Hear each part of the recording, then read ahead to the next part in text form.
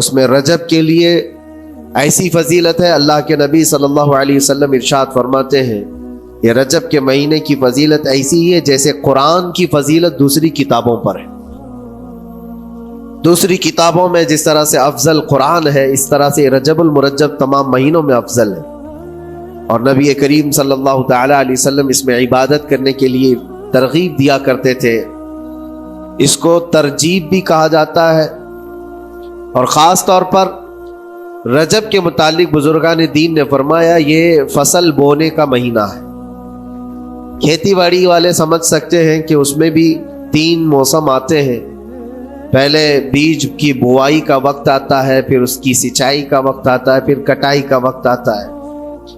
تو رجب کا مہینہ یہ فصل بونے کا مہینہ ہے نیکیوں کے، اور شعبان کا مہینہ اسے پانی دینے کا ہے، اور رمضان کا مہینہ فصل کاٹنے کا مہینہ ہے۔ اور رجب کا مہینہ آتے ہی اللہ کے نبی صلی اللہ تعالی علیہ وسلم یہ دعا فرمایا کرتے تھے، اللہم بارک لنا فی رجب و شعبان و بلغنا رمضان۔ سب کو یہ دعا بھی کرنی چاہیے۔ حضور اکرم صلی اللہ تعالی علیہ وسلم یوں عرض کرتے کہ اے اللہ، رجب اور شعبان میں تو ہمیں برکت عطا کر اور ہماری زندگی کو رمضان تک پہنچا دے۔ اب رجب آپ نے دیکھ لیا ہے تو اب کثرت سے یہ دعا کرو کہ مولا اس زندگی کا رمضان ہم سے جانے نہ پائے، رمضان تک ہماری سانسوں کو پہنچا دے۔ یہ دعا کثرت سے ہر نماز کے بعد بھی ہونی چاہیے۔ رجب آتے ہی میرے عزیزوں یہ عبادتوں کا موسم شروع ہو چکا ہے، اور سب جانتے ہیں رجب کے بعد پھر ہمارے ہاں مسلسل ایسی شب بیداریاں اور عبادت کے موسم نظر آنے لگتے ہیں۔ پھر شعبان بھی، اس میں رجب میں بڑی رات آتی ہے شب معراج، اور اس کے بعد شعبان میں شب برات، پھر اسی طرح رمضان کا موسم بن جاتا ہے۔ تو اب یہ موسم بنانے کا وقت آ چکا ہے۔ تو سب سے پہلی چیز یہ ہے کہ میرے عزیزوں، فصل کے بونے کے لیے کن چیزوں کی ضرورت ہوتی ہے، اس چیز کا خیال رکھیے۔ بیج اگر کھوٹا ڈالے ہو اور ویسی ہی فصل آنے کا انتظار کرو گے تو پھر نہیں ہوگا۔ بیج کو کھرا اور خالص ہونا چاہیے۔ جو نیکیاں کرنا چاہ رہے ہیں اس کو صاف ستھرے اچھے ماحول میں کیے جانے چاہیے۔ کھیتی باڑی کرنے والا جانتا ہے بیج تو وہ بو رہا ہے، زمین بھی اچھی ہے، ساری چیزیں، کئی چیزوں کی ضرورت ہوتی ہے۔ بیج بھی اچھا ہو، زمین بھی اچھا ہو، موسم بھی اچھا ہو، تب جا کر کے اس کی فصل نکلتی ہے۔ بیج اچھا تھا، زمین اچھی نہیں تو بھی فصل نہیں آتی۔ بیج بھی اچھا ہے، زمین بھی اچھا ہے، موسم صحیح نہیں ہے تب بھی فصل نہیں آتی۔ ابھی آپ کے پاس 3 چیزوں کا ہونا ضروری ہے، بیج اور زمین اور موسم۔ بیج جو ہے یہ نیکیاں ہیں، اور زمین تمہارا دل ہے، اس کا اتنا ہی پاک ہونا ضروری ہے۔ اور موسم یہ رجب کا ہے، اس میں تو کوئی شک نہیں ہے کہ عبادتوں کا موسم ہے، فصل کی اچھے لانے کا موسم ہے۔ لیکن سب سے پہلی چیز اب ہمیں ضرورت ہوتی ہے کہ ہم کیا بیج بو رہے ہیں۔ شیخ سعدی رحمۃ اللہ تعالی علیہ فرمایا کرتے کہ زمین میں ادرک بو کر کے گنا آنے کی امید تو نہیں کر سکتے، جو بویا ہے وہی اسی کی فصل آئے گی۔ لوگ عمل خیر کرے تو اس کا نتیجہ بھی خیر آئے گا، اور برائیاں کریں اور پھر رمضان میں یہ انتظار کریں کہ میں نے جو بویا ہے اس کی فصل آئے، تو ایسا نہیں ہوتا۔ بہت سارے لوگوں کا وہ شک بھی میں دور کرنا چاہتا ہوں کہ رمضان المبارکہ میں فضیلتوں کو آپ سنتے آئے ہیں، رمضان ایسا مہینہ، ویسا مہینہ، اتنی برکتوں والا، اتنی رحمتوں والا، لیکن بہت سارے لوگوں کے حالات چونکہ تو ہی رہتے رمضان میں ویسی ہی ہیں، وہ لوگ کچھ بھی نہیں بدلے۔ تو اس میں رمضان کا قصور ہے کہ اس مہمان کا قصور ہے، اس انسان کا قصور ہے؟ وجہ یہ ہے کہ رمضان المبارکہ یقیناً اتنی برکتوں اور رحمتوں اور سعادتوں لے کر کے تو آتا ہے، لیکن تمہیں 2 مہینے پہلے سے کہا گیا تھا کہ فصل کے لیے تیاری کرو، تم نے بیج نہ بوئے، اپنی زمین کو صحیح کیا ہی نہیں، پھر رمضان میں جو بارش ہو رہی ہے اس کا فائدہ کیا ہے؟ روڈ پر 10 سال بھی بارش برسے وہاں پر کوئی فصل نہیں آئے گی، کیونکہ وہ زمین سخت ہے اور بیج بونے کے قابل بھی نہیں ہے۔ رمضان المبارکہ میں رحمتوں کی جھما جھم بارش تو ہوتی ہے، لیکن دل اگر سخت ہے گناہوں سے تو اس بارش کا کیا اثر ہوگا اس پر؟ اسی لیے دلوں کی نرمی یہاں سے شروع کریں، رجب المرجب سے۔ اس کی راتوں میں اللہ رب العزت کو پکارے، مناجات کرے، عبادتوں کے لیے کچھ دن تو خاص کر لیں۔ بہت دنیا میں ہم نے اپنے آپ کو ملوث کر رکھا ہے، کچھ راتیں اللہ رب العزت کی عبادت میں تو لگائیں۔ اللہ کے نبی صلی اللہ تعالی علیہ وسلم کی ایک حدیث ہے، جامع الاصول سے نقل کی ہوئی، رجب المرجب کے پہلے جمعے جو ہم لوگ ابھی گزر چکے، ابھی یعنی وہ رات تو گزر چکی، کل کی جو گزری ہوئی رات ہے رجب کی، یہ پہلی جمعہ کی شب تھی۔ اس کے متعلق روایت ہے کہ 12 رکعتیں جو مغرب کے بعد سے لے کر عشاء کے درمیان پڑھتا ہے، اللہ کریم اس کے تمام گناہوں کو معاف کرتا ہے، اور اس سال اس کو پورے طور پر ناگہانی آفات سے محفوظ رکھتا ہے، اور شیطان کے اس پر قابو پانے سے بھی اس کو اللہ محفوظ رکھتا ہے۔ تو یہ تھی تیاریاں، یہ ساری چیزیں ابھی سے تیاریاں ہونی چاہیے۔ رجب کے 3 دن آتے ہیں جس کے متعلق فرمایا گیا ہے ایام بیز میں بھی 13، 14، 15 یا 14، 15، 16 یہ جو تاریخیں آتی ہیں اس میں روزے رکھو۔ اس کی بھی بڑی فضیلت ہے کہ تم تیاریاں ابھی سے شروع کر لو کہ رمضان المبارکہ میں اچھی فصل دیکھ سکے، ہمارے جسم کے اندر بدلاؤ آ سکے، ہمارے دل کے اندر انقلاب آ سکے۔ اور تیاری یہاں سے نہ کر کے صرف رمضان میں ہی امید لگائے بیٹھتا ہے تو میرے عزیزوں کچھ تو صفائی کی ضرورت ہوتی ہے۔ آپ نے اگر زمین خریدی کھیتی باڑی کی غرض سے اور گئے، وہاں جاتے ہی آپ نے سوچا کہ اس میں فصل آ جانی چاہیے، تو کسانوں سے پوچھو تو بتائیں گے آپ کو نہیں، زمین کو پہلے صاف کرنا پڑتا ہے، کچرے ہوں گے اس کے اندر بہت سارے، ہل چلاؤ یا کسی بھی طرح سے اس کو صاف کرو۔ صاف کرنے کے بعد پھر یہ بھی کسان کہتا ہے کہ زمین کو تھوڑا ڈھیلا کر دو، بڑے بڑے ڈھیلے ہوں تو اس کو توڑ دو اور مٹی نرم ہو جائے، اور اس کے بعد پھر کسان کہتا ہے تھوڑا پانی بھی چھڑکاؤ کرو، گیلی ہو جائے، تب جا کر کے تم اس پر بیج بو۔ میرے عزیزو، یہ رجب بیج بونے کا موسم ہے تو پہلے زمین کو ڈھیلا تو کر دو، زمین کے اندر جو کچرے ہیں اس کو نکال تو دو، دل کے اندر جو وسوسے بھرے ہوئے ہیں، گناہوں کے خیالات بھرے ہوئے ہیں، اس کو پاک تو کرو۔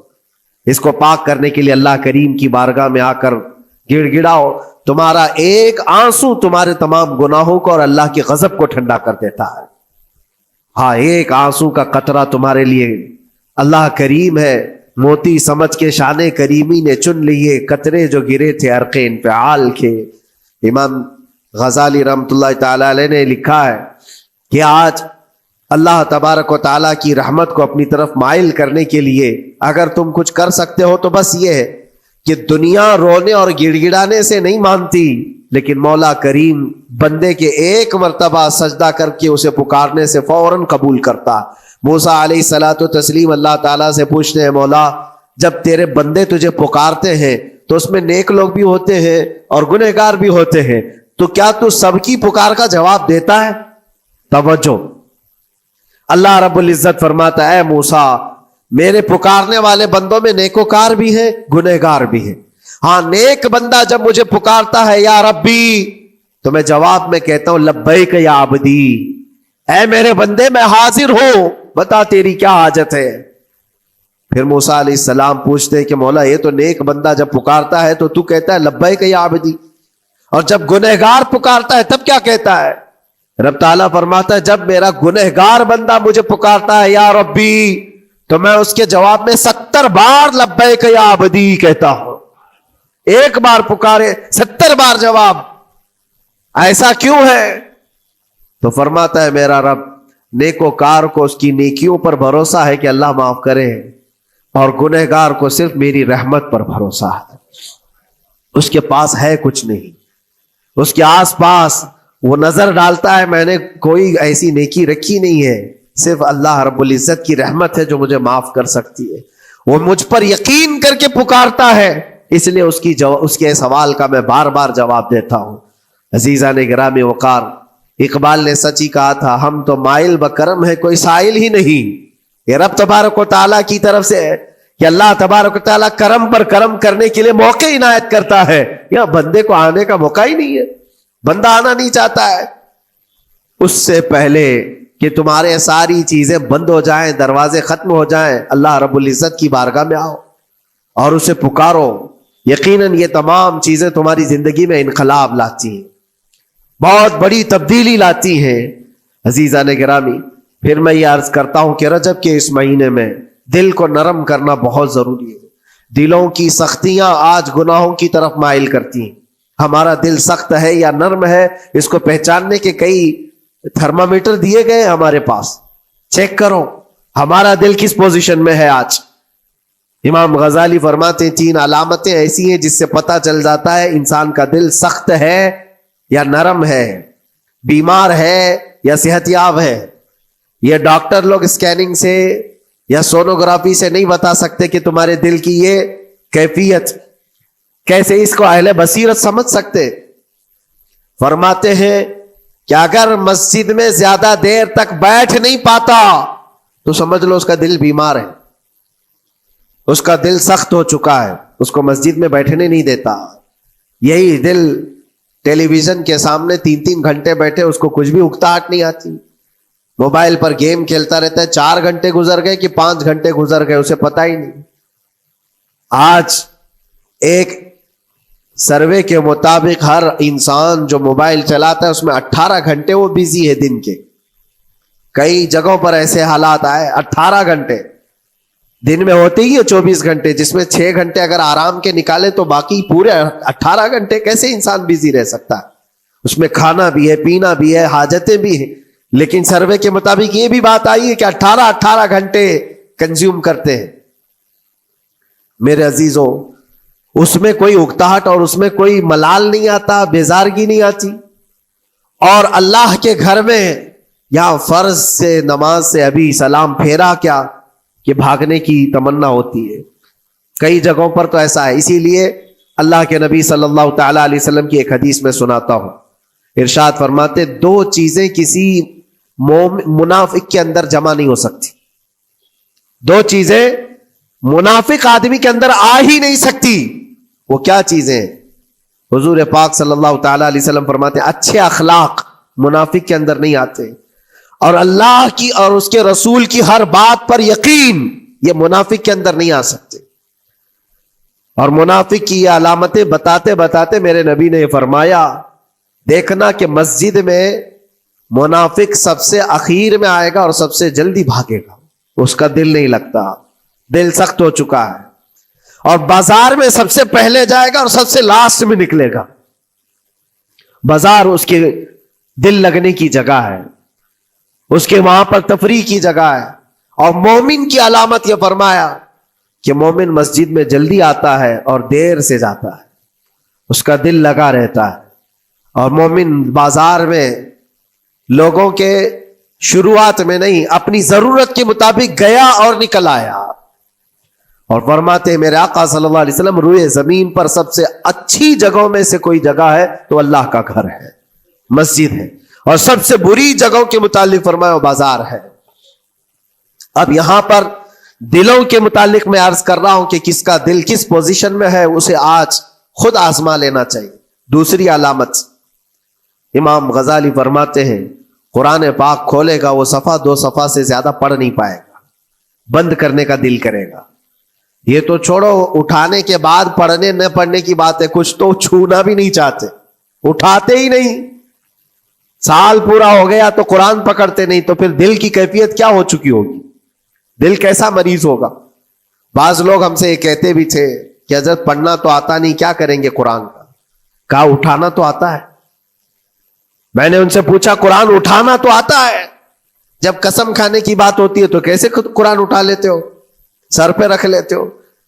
اسی طرح سے قرآن کو ہی اٹھا کر کے سینے سے لگا کر اللہ کی بارگاہ میں دعا کرو کہ مولا میرے دل کے دروازے کھول دے۔ اور قرآن کوئی سخت چیز نہیں ہے، اللہ وعدہ فرما رہا ہے ہم نے قرآن یاد کرنے کے لیے آسان بنایا ہے۔ کوئی یاد کرنے والا؟ وہ خود قرآن تمہارے دل میں اتر جائے گا۔ کوشش کرو۔ دل کی بیماری کی 2 علامتیں میں نے بتایا، اگر بیمار دل ہے تو زیادہ یہاں بیٹھ نہیں سکتا اور زیادہ دیر قرآن پڑھ نہیں پاتا۔ تیسری بات فرماتے ہیں کہ تیسری علامت یہ ہے کہ ہمارا دل اگر سخت ہو چکا ہے تو جیب میں پیسے ہوں گے لیکن کوئی مانگ رہا ہوگا اللہ کے نام پر، دینے کی طبیعت نہیں ہے، کہیں دینے کی طبیعت نہیں کرتی. اور یہ چیز ہاتھ اٹھانے کو تمہارا دل نہیں کرتا تو سمجھ جاؤ کہ دل بیمار ہے. اور دل کی بیماری لے کر کے اگر کوئی رجب میں سوچتا ہے کہ میں بیج بوؤں گا تو کیا فائدے کا؟ زمین سخت ہے، زمین سخت ہے، اور اس پر بارش بھی ہوگی تو کچھ فرق نہیں پڑتا، فصل نہیں آئے گی. دل کو نرم کرو. اور ایک علامت میں بتاؤں، اور ایک علامت کہ دل نرم ہے یا سخت ہے، اس کی ایک علامت یہ بھی ہے، اللہ کا جب ذکر کرے، جنت کا جب ذکر کرے، جہنم کے عذابات کا ذکر کرے، قبر کے معاملات کا ذکر کرے، حشر کے سوالات کا ذکر کرے، تو اس کی آنکھیں ڈبڈبا جائیں اور آنسو نکل آنے لگے. قرآن کی آیتیں سن کر کے اس کا دل ہلنے لگے اور آنسو آ گئے، تو سمجھ جاؤ کہ اس کا دل نرم ہے. ابھی اس کا دل بیمار نہیں ہوا، ابھی اس کا دل بیمار نہیں ہوا. لیکن یہاں تو پوزیشن الگ ہے، سچویشن الگ ہے. ہم تو پتہ نہیں کن کن چیزوں میں رو لیتے ہیں، لیکن اللہ کا کلام سنتے ہوئے کسی کے کان پر جوں بھی نہیں رینگتی. لوگ تو گانوں پر تھرکنے والے اور نغموں پر اچھل کود کرنے والے وجد کی بات کرتے ہیں، لیکن اللہ کا کلام پڑھنے پر کوئی کسی کو وجد کیوں نہیں آتا؟ یہ ایمان کی علامت ہے. قرآن میں اللہ نے فرمایا وَإِذَا تُلِيَتْ عَلَيْهِمْ آيَاتُهُ زَادَتْهُمْ ایمانا. جب اللہ کی آیتیں ان پر تلاوت کی جاتی ہے، مومنین پر، ان کا ایمان بڑھ جاتا ہے. کیا آپ امام کے پیچھے قرات سن کر کے اپنے دل میں ہلچل محسوس کرتے ہیں؟ سننے کی طبیعت کرتی ہے. بلکہ ادھر نماز پڑھ کر کے جانے کے بعد آدھے گھنٹے کے بعد پوچھے آج پہلی رکعت میں کیا پڑھا تھا، دوسری رکعت میں کیا پڑھا، آپ کو پتہ ہی نہیں رہتا. یاد ہی نہیں امام صاحب کیا پڑھ رہے تھے، میں تو دکان کا حساب کتاب کر رہا تھا، کیا خبر ہے کہ انہوں نے کیا پڑھا. تو قرآن کو توجہ سے پڑھے ہوتے تو تمہارے دل میں بھی وہ باتیں اثر کر رہی ہوتی. میرے عزیزوں، کتنے ایسے لوگ ہیں جو صرف اور صرف قرآن پاک کی تلاوت کی وجہ سے دلوں کو نرم کر دیا گیا ہے. میں اسی بات پر آج فوکس کر کے ختم کر دوں گا. رجب المرجب بیج بونے کا موسم ہے، تو دل کے نرمی کے ساتھ ہی بیج بو، کیونکہ یہ زمین ہے تمہاری، اور زمین نرم نہ ہو تو کتنی بھی نیکیاں کرو کیا فائدے کی. دل سخت ہے، گناہوں سے لبریز ہے، اور دل کو نرم کرنے کا علاج دو چیزیں بتائی گئی، کریں گے انشاءاللہ. دو چیزیں بڑی آسان ہیں. اگر دل کو نرم کرنا ہے تو دو چیزیں فرمائی گئی، کثرت سے قرآن پاک کی تلاوت کرو یا کثرت سے میرے نبی پر درود پاک پڑھا کرو. دو چیزیں کر کے دیکھو، تمہارا دل نرم ہو جائے گا. اور بھی دوسری علامت، دوسرے علاج بھی میرے آقا نے فرمایا. ایک صحابی آئے تھے، انہوں نے عرض کیا یا رسول اللہ صلی اللہ علیہ وسلم، لوگ آپ کے پیچھے نماز پڑھتے ہیں تو زاروں قطار رونے لگتے ہیں، جب آپ دعا کرتے ہیں تو وہ دھاڑے مار کر کے روتے ہیں. میں کبھی رو نہیں پاتا، میرا رونا نہیں آتا، میں بھی قرآن سنتا ہوں، میں بھی آپ کے پیچھے نماز پڑھتا ہوں. تو حضور پاک صلی اللہ علیہ وسلم نے فرمایا تمہارا دل سخت ہو گیا ہے، تمہارا دل سخت ہو گیا ہے. انہوں نے کہا کیا کروں، علاج کیا ہے اس کا؟ وہ مسیحا امت ہے میرے آقا، ہر ایک کا علاج جانتے ہیں، کس کو کون سا علاج دینا ہے.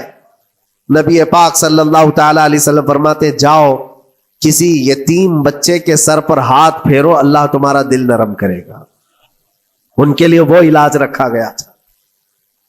جس کو جیسا علاج بتایا میرے آقا صلی اللہ علیہ وسلم نے، کسی یتیم کے سر پر ہاتھ پھیرو، دل نرم ہوگا. لیکن دل کے نرم ہونے کے علاج اللہ کے نبی صلی اللہ علیہ وسلم کے شفا خانے میں ہے.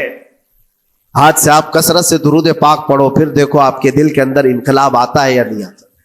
آپ کے چہرے کا نور بڑھ جائے گا، زبان کا اثر بڑھ جائے گا، عمل خیر کی طرف رغبت بڑھ جائے گی. کثرت سے جب بندہ حضور پاک صلی اللہ علیہ وسلم پر درود پڑھتا ہے، اس کی زبان سے جھوٹ نکل جاتا ہے، گالی اس کی زبان پر نہیں آ پاتی ہے، کیونکہ وہ پاک کرتا چلا جاتا ہے اپنی زبان کو اللہ کے نبی کا نام لے کر کے.